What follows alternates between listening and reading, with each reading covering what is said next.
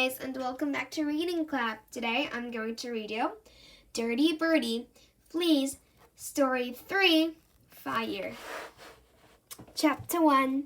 Boof. Bertie landed two-footed in the big pile of leaves, scattering them everywhere.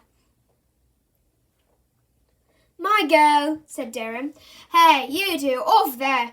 roared an angry voice. A bald, red-faced man was striding across the playground towards them. "Uh-oh," said Darren. It was Mr. Grouch, the school caretaker. "What do you think you're doing?" demanded Mr. Grouch. Jumping in leaves," said Bertie.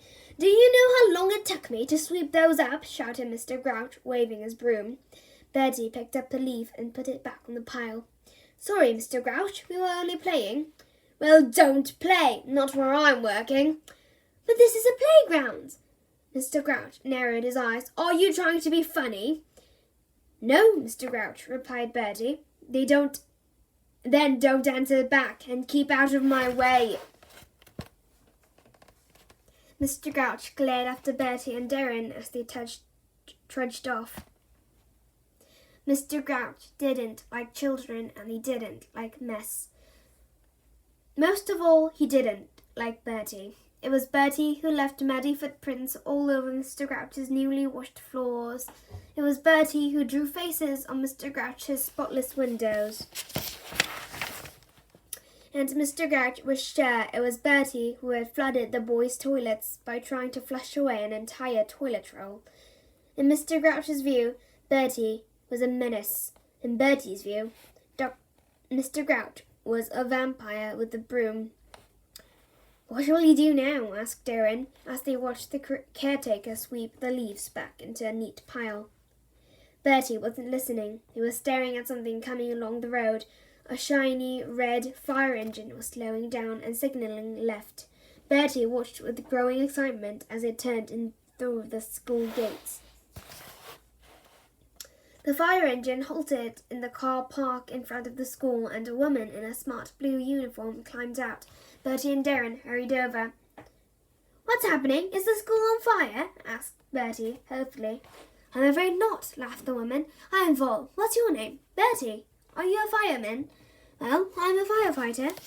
We're here on a visit. Didn't Miss Skinner tell you we were coming?" Mr. Grouch came storming over with a face like thunder. He pointed at the fire engine. "You can't leave that there. It's in my way." Val smiled.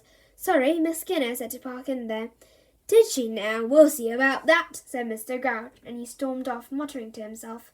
"Oh dear," said Val, pulling a face. "Am I in trouble?" "That's nothing," said Bertie. "You should try jumping in a pile of leaves." Chapter 2. Bertie could hardly believe it. A real fire crew. His school hardly ever got visitors. The last one they had was the nurse who checked them for head lice. The fire crew stayed all morning and spoke to the whole school. Bertie learned how to dial 999 and what to do in case of a fire. Outside, Bertie and his friends staggered around wearing helmets on their heads. They sat in the red engine and turned on the flashing blue light. Finally, they helped the fire crew unroll a hose that stretched all the way across the playground. "Can we turn it on?" asked Bertie. "Sorry, Bertie, not allowed," said Val. "Only if there's a real fire." Bertie wished he could help put out a real fire. He imagined the school crackling with flames and all the teachers at the windows crying for help. He would climb up the huge long ladder and carry them down one by one. Miss Boot would wait till last. Come to think of it, Miss Boot could climb down by herself.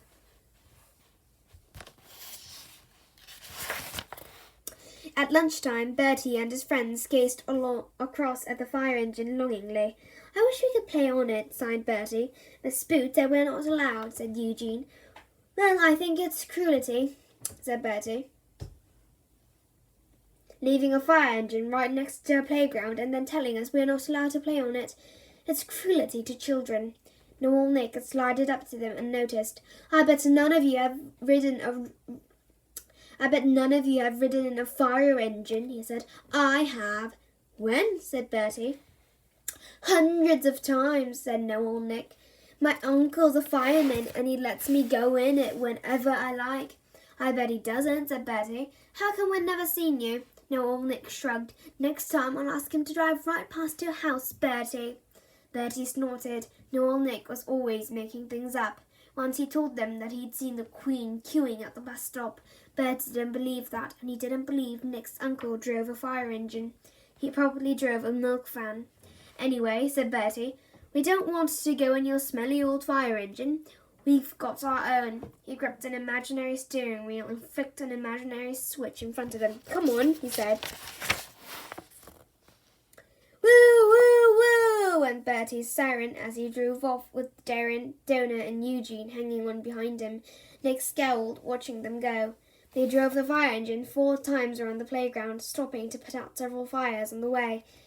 When they'd had enough, they flopped down on the grass to rest. Oh no, groaned Darren, he's back. Noel Nick was running towards them, waving his arms excitedly. Quick, he panted, the school's on fire. Yeah, very funny, said Bertie. I'm not joking, said Noel Nick. Look over there if you don't believe me. He pointed to the far corner of the school. They all looked. Clouds of grey smoke rose into the sky above the roof of the hall. Wow, said Bertie, getting to his feet. It is on fire. Eugene stared, open-mouthed. What are we going to do? Get the fire, Bridget, said Donna. I'll run to the staff room. No, said Noel Nick, walking away. They're not in there. I looked. Then where are they? I don't know, said Nick. Maybe they went out for sandwiches, but if we don't do something, it'll be too late. Bertie suddenly saw things clearly. For once, Nick was right. There was no time to search for the fire crew. The school was burning down, and only he, firefighter Bertie, could save it. Soon the flames would spread, and in minutes the whole school would be ablaze. Trapped inside, the teachers would be burned to a frazzle. It was up to him. Come on, he said. Where are we going? Said Darren. To put out the fire, of course. But isn't that dangerous? Worried Eugene. Shouldn't we fetch a boot? This boot's no use, said Bertie. This is a job for professionals. Bertie reached the fire engine first. The clouds of smoke were billowing higher. He took command, shouting orders. Grab the hose! Now start pulling! Eugene, you get ready to turn it on. Okay, nodded Eugene. The orange hose began to unwind as Bertie, Darren and Donna dragged it towards the cloud of smoke. Other children came running to see what the noise was about. Eugene wished he had time to go to the toilet. Noel Nick sat under a tree watching them with a knowing smile. At last they dragged the hose round the corner of the school. The smoke wasn't coming from the hall but from the yard behind it. Clouds of smoke stung Bertie's eyes, half blinding him. Now, Eugene, he shouted, turn it on! The hose gurgled, coughed and sprang into life. A jet of water shot out with a tremendous whoosh. The hose wriggled like a snake, spraying water in every direction. Hold it still, urged Bertie. We're trying, said Donna. At last Bertie wrestled it under control and pointed it at the fire. With a hiss, the flames died and frizzled down. We did it, said Bertie. We saved the school. But as the smoke cleared, he caught sight of Mr. Grouch, who had been knocked right off his feet by the blast from the hose. Turn it off, he gurgled. Bertie stared in horror. This fire crew dropped the hose and ran. The school wasn't on fire. The only fire was Mr. Grouch's bonfire, which was now a pile of damp, smoking leaves. Mr. Grouch sat in a puddle with water dripping from his soggy overalls. You wait, you little pest, he growled. You just wait. Bertie decided it was better not to wait. He turned and ran, with the angry caretaker squelching after him. He could hear Noel Nick's shrill voice calling after him. Run, Bertie, run! Your pants are on fire. Chapter 3. It was all Noel Nick's fault, that Bertie, as he swept up the soggy leaves. Nick had tricked him just to get him in trouble. But how was he to know the school wasn't on fire? You think teachers would be grateful when you try to save their lives? You'd think they'd want to thank you. But no, the way Miss Boots talked, anyone would think she tried to drown Mr. Grouch on purpose. Well, next time the school could just burn down. Can't I stop now?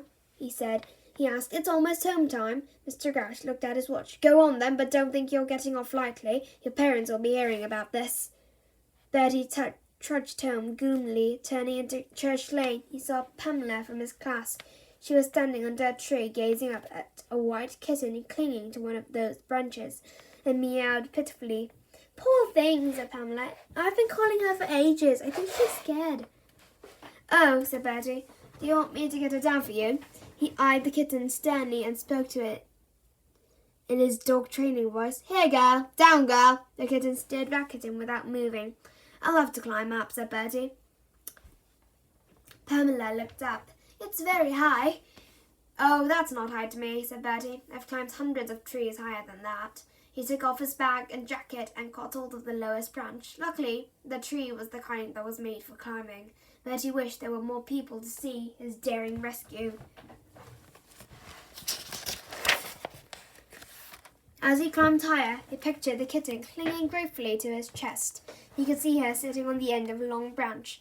Bertie began to inch his way along, lying flat on his stomach. "Have you got her?" called Pamela. "Almost." He reached out a hand. "Here, puss.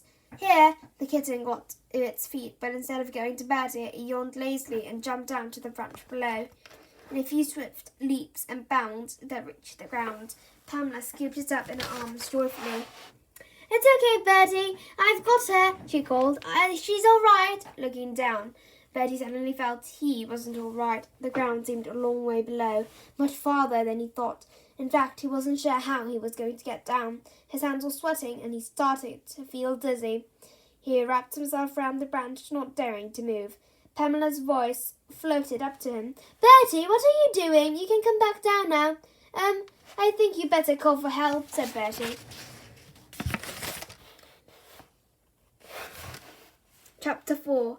An hour later, Bertie sat in the passenger seat of the fire engine. "What road did you say?" asked Val. "Ditchby Drive," said Bertie. Val nodded. "I hope you're not planning to make a habit of this," she smiled, "because next time you'll be walking home."